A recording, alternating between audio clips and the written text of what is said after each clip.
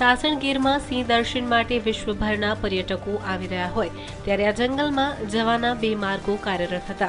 તે પૈકીના એક ભંબાફોડ ચેકપોસ્ટ માર્ગ જવાનો રસ્તો ખેડૂતની માલિકીનો હોય તેણે બંધ કરતા એક જ વિસાવદર માર્ગ ચેકપોસ્ટ પરથી તમામ ટુરિસ્ટો સિંહ દર્શને જતા હોય અને એક જ માર્ગનું કારણ આગળ ધરી વન વિભાગે રોજ કરંટ 90 પરમિટો ઇસ્યુ કરાતી હોય જેના બદલે 45 પરમિટો રદ કરતા કરંટ બુકિંગમાં 50% કાપ મુકાતા જીપ્સી એસઓએ હડતાળ પાડી દીધી છે। મોડી રાત્રે વન વિભાગે જીપ્સી એસઓ સાથે મીટિંગ યોજી 3 દિવસમાં ઉકેલ લાવવા પ્રયાસો કરાયા। જણાવેલ ત્યારે સત્વરે જો કરંટ બુકિંગમાં કાપ દૂર નહીં કરાય તો જીપ્સી એસઓ લડતને ઉગ્ર બનાવવાની ચીમકી આપી હતી।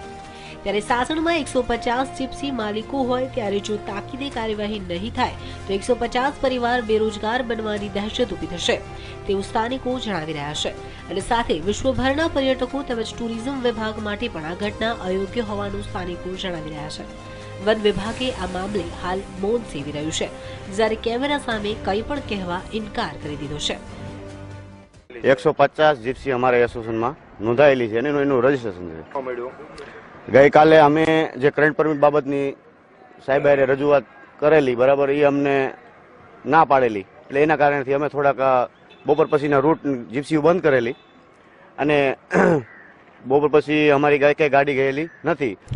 એમાં 50% કપાણી છે, 45 આપે છે અત્યારે અને પેલા 90 મળતી હતી અમને અને વચ્ચે તો 150 મળતી સિઝનમાં મળે જ છે બરાબર અમુક સમય દરમિયાન આપે છે એ લોકો અને અત્યારે હાલમાં 45 મળે છે। આજે સાસણમાં લગભગ 150 થી 200 જીપ્સી ચાલે છે, એટલા ડ્રાઈવરો છે ને એટલા જ ગાઈડ છે, એટલી ટેક્સીઓ ચાલે છે, એટલી હોટલો ચાલે છે। હોટલ 30 થી 35 હોટલ છે અને 30 થી 35 હોટલમાં 1000 થી 1500 માણસો રોજીરોટી મેળવે છે। એટલે અમને તો એવું લાગે છે કે જો આ લાંબુ ચાલશે તો અઠવાડિયા 10 દિવસ પછી અહીંયા તો લગભગ 20 થી 25,000 ફેમિલી છે એને ભૂખમરાનો સામનો કરવો પડશે અને એ ઉપરાંત સરકારની અને ટુરિઝમ ડિપાર્ટમેન્ટની જે આખા દેશમાં અને દુનિયામાં નાલીશી થશે એ નુકસાન તો કોઈ કાળે ભરપાઈ નહીં થઈ શકે, એને એ ભરપાઈ કરવામાં વર્ષો લાગી જશે। હવે bureau report news online Gir Somnath.